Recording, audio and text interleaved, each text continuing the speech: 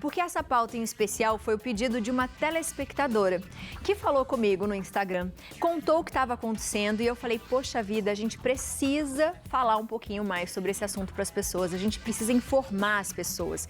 Porque lembra sempre que a gente fala aqui que quanto mais informação e conhecimento a gente tem, mais a gente consegue achar a ajuda certa, não é? Então, ó, a articulação do quadril é uma articulação firme, forte, que permite movimento em muitas direções e une o osso fêmur ao osso da bacia.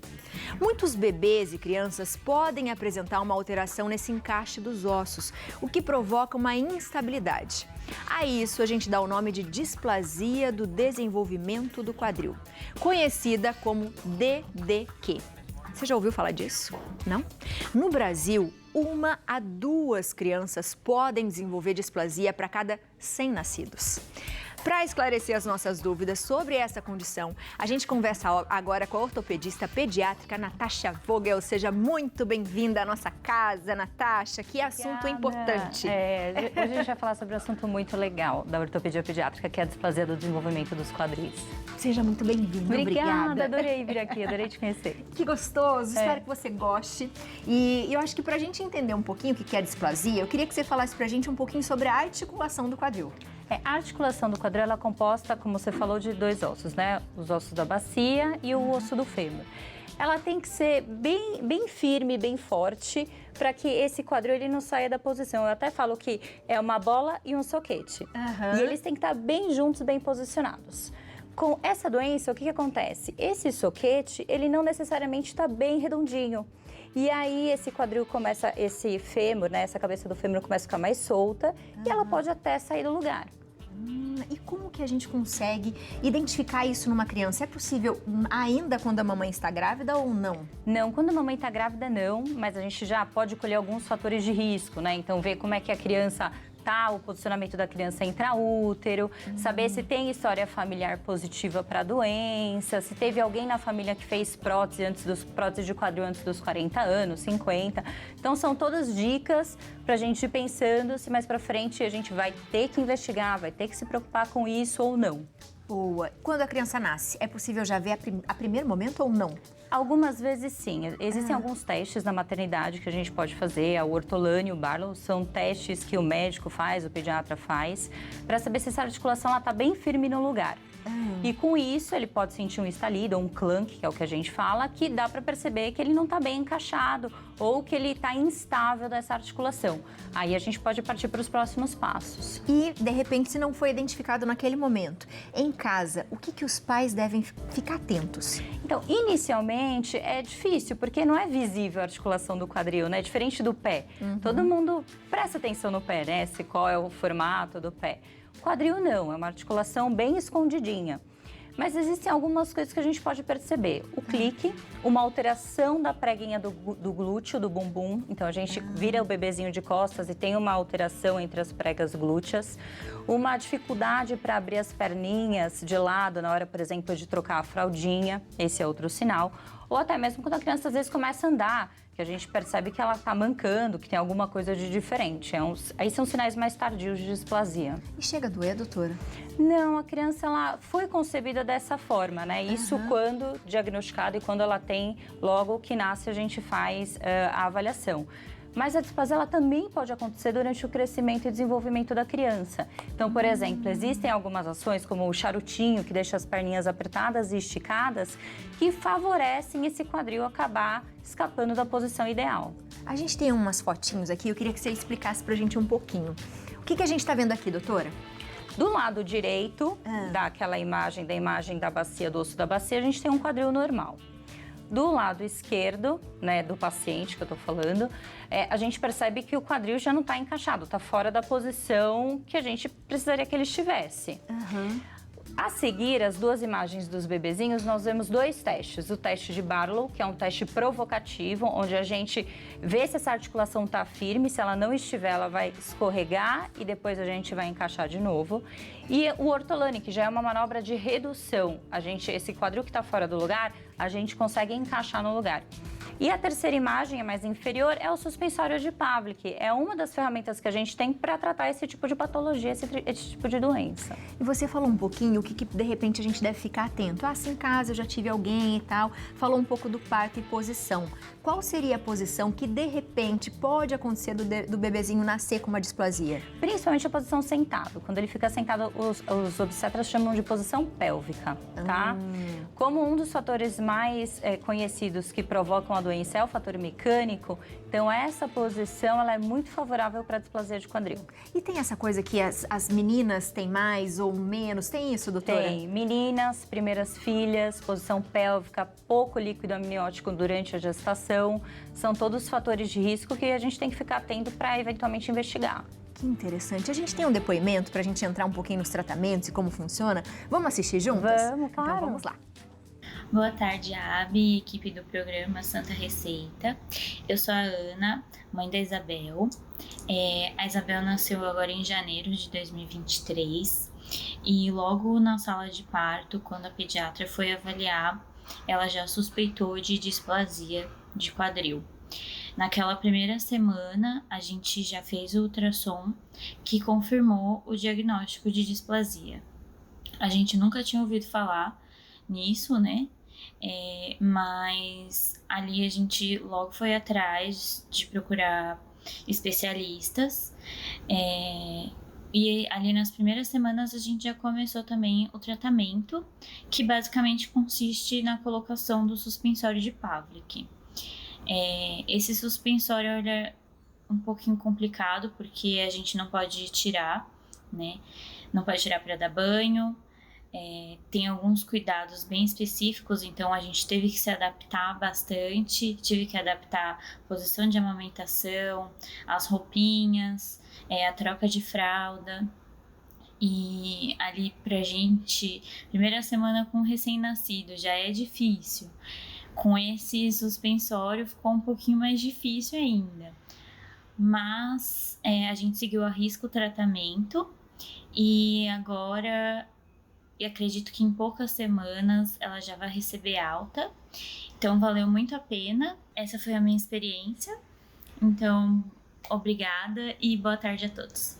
Boa tarde para você, um beijo tarde. grande. É gostoso quando a gente tem a mamãe falando e falando dessa coisa, porque é tudo muito novo, né? Nenê, o nascimento, como eu vou cuidar, e ainda tem uma outra coisinha que eu tenho que ficar mais atenta. Ali ela falou do diagnóstico. Como é feito o diagnóstico, doutora? Bom, a Isa é uma fofa, né? Muito lindinha. O diagnóstico, ele é clínico, né? Na maternidade a gente vê se tem ou não tem pelos testes que a gente mostrou de Barley e Ortolani. Pela suspeita e se você tem os fatores de risco e uma alteração do exame clínico, você pode pedir uma ultrassonografia de quadril, que é o melhor exame para a gente poder avaliar essa articulação quando é bebezinho. Afinal, boa parte dela é cartilagem, ainda não é osso. Então, o raio-x, ele não tem a acurácia tão grande quanto a ultrassonografia. E aí, nas primeiras semanas de vida, a gente pode fazer esse ultrassom, avaliar essa ultrassonografia, e existem alguns métodos para se fazer essa avaliação. E aí, com isso, a gente pode, confirmado, começar o tratamento. O tratamento é com suspensório de Pavlik, mas tem diversas outras órteses, né, outros aparelhos, mas mais comumente com suspensório de Pavlik, são umas tirinhas que a gente vai mostrar. A gente vai mostrar já já. Que deixa o quadril super bem posicionado para deixar esse osso se formar e essa articulação, ela adquirir o formato ideal. Isso, porque descobriu, nasceu e praticamente descobriu. Graças a Deus. A melhor parte disso é descobrir o quanto antes, doutora? Isso, o diagnóstico precoce é a melhor coisa do mundo, porque aí você tem altas taxas de sucesso e diminui a chance de lá na frente ter algum procedimento cirúrgico para que a gente consiga corrigir essa anatomia da articulação. E esse suspensório, ele funciona para criança bebezinho, mas e se de repente foi descoberto, sei lá, com 2 anos? Muda o tratamento, doutora? Muda. O suspensório a gente consegue usar até 4, 6 meses, porque ele é de tecido, então a criança acaba ficando grande, pode acabar rasgando o suspensório, soltando. E a partir dos 6 meses a gente costuma indicar tratamento cirúrgico. tá? Que aí muda completamente, aí existem diversos procedimentos, a depender de cada caso, da idade da criança, como as coisas estão, que segue um tratamento com imobilização engessada por 8 a 12 semanas, mais ou menos. Esse tratamento da bebê que a gente está contando agora, que ela está usando o suspensório, só com o suspensório, ela já vai resolver o problema, doutora? Já. Nossa, olha que a gente tem maravilha altas isso. taxas de sucesso, de 90% a 95% de resposta boa com o uso do suspensório de Pavlik. E é interessante que ela falou que, assim, eu conheço a paciente, né? Então, ela tinha um quadril deslocado bem instável. Então, nesse primeiro momento, a gente acaba não deixando tirar o suspensório mesmo, tá? Tá. A partir do instante que esse quadril já fica bem posicionado e firme na articulação, os pais começam a mexer no suspensório, aí podem trocar para banho e tudo mais. Antes da gente ir para algumas dicas, Léo tem uma perguntinha, vamos lá. Tem uma perguntinha que vai mais ou menos no que a Abi falou. A gente consegue prever isso, por exemplo, antes ainda, dentro do útero da mãe, é possível fazer essa prevenção? Oi, Léo, tudo bem? Não, então, não conseguimos ainda, mas esse vai ser o nosso futuro. Eu acho que com o tempo a gente vai desenvolver tecnologia suficiente para poder ter no exame morfológico ou nos exames de segmento da gestação alguma coisa, mas nós ainda não temos. Vamos levantar? Porque uma coisa que a doutora falou pra mim, né, que eu fiquei pensando, que a gente faz muito, pode ver aqui, né? É que às vezes a mamãe quer cuidar tanto da criança e a gente não imagina que a gente pode estar prejudicando, porque nem sempre ela nasce, ela pode ter a displasia depois. Sim. E algumas coisinhas que a gente faz pode provocar, doutora? Pode. Ai. O charutinho. Charutinho com a perninha esticadinha do bebê e bem apertadinha pode fazer com que esse quadril ele acabe tendo alguma alteração. Então, como faz um charutinho certo ou como a gente deve embalar a criança? Não faça, né? Conte pra gente. O que a gente pode fazer é deixar, quando for fazer o charutinho, porque na verdade o charutinho ele é feito para deixar os braços mais juntinhos, para que a criança não tenha aquele reflexo de Moro, que às vezes assusta e a criança acorda, tá? Então o ideal é que, tudo bem, a parte de cima ela até pode estar mais justa, mas a parte da perninha, o ideal é que ele esteja bem folgadinha e os pezinhos eles possam se mexer e as perninhas chutarem. Você não apertar. Não pode apertar as perninhas. Canguru. Canguru. O canguru também. O ideal é que o canguru, quando você coloca o bebê no canguru, a perninha faça um formatinho de M. O joelho ele fique acima do quadril. Então o canguru depende muito da idade, do tamanho da criança. Não dá para falar que tem um canguru que seja o melhor para todo mundo. Boa. Então, nesse caso, sempre vá com a criança experimentar tudo, né, doutora? Sempre vamos com a criança experimentar, é a melhor das opções. Caso a gente não faça, né, esse preventivo, não descubra quando é bebê, e quando a gente vai crescendo, você vai percebendo, a criança vai desenvolvendo, vai andando, qual tratamento é feito? É só o cirúrgico? O que pode causar isso, sei lá, numa adolescência, numa fase adulta, doutora? Na fase adulta, a gente já vai ver uma degeneração dessa articulação. Ela começa a desgastar e a gente começa a ter artrose precoce. Então, hoje a gente sabe que 1 a cada 10 próteses feitas no mundo são secundárias a essa doença não diagnosticada ou tratada, mas talvez com não tanto sucesso. É complicado, né? É e aí difícil. sim, a gente vai ter mais dores. Acaba tendo mais dor, o adulto pode mancar, pode ter dificuldade de abrir e fechar a perna, né? Tem mais dificuldade de locomoção. Alguns exercícios não consegue, talvez, realizar. Sim, vai ter dificuldade de fazer algumas atividades físicas. E é importante lembrar, assim, que a criança tratada, ela vai fazer o diagnóstico, ela vai fazer o tratamento e vai ficar bem. Aí os pais me perguntam, doutora, ela vai poder correr? Vai poder correr. Ela vai poder nadar? Vai poder ser um atleta, se quiser. Tá? O único ponto é que a gente vai ter que continuar acompanhando essa articulação. Por quê? Porque a criança está crescendo, se desenvolvendo. Então a gente precisa saber como é que vai se comportar essa articulação com o crescimento da criança. Boa. E aqui ela já tá com suspensório, só pra vocês verem como é que coloca o suspensóriozinho. Esse daqui é um suspensório de Pavlik. Nossa bebê ela é meio gordinha. Talvez ela não seja recém-nascida. Por isso que ele fica mais apertadinho. Mas, teoricamente, são tiras de velcro, de tecido, bem acolchoadas. Deixa eu tirar uma aqui. Ele não é duro, né, doutora? Inclusive, ele é muito legal porque ele permite o movimento da perna da criança. Ela não fica durinha. Isso ajuda a estimular a formação do acetábulo. É bem legal. Então, ele é super acolchoado, ó, para quem tiver curiosidade de ver, ó. Ele não machuca, tá? Tem ortopedistas que acabam autorizando colocar por cima da roupinha, tem outros que preferem não.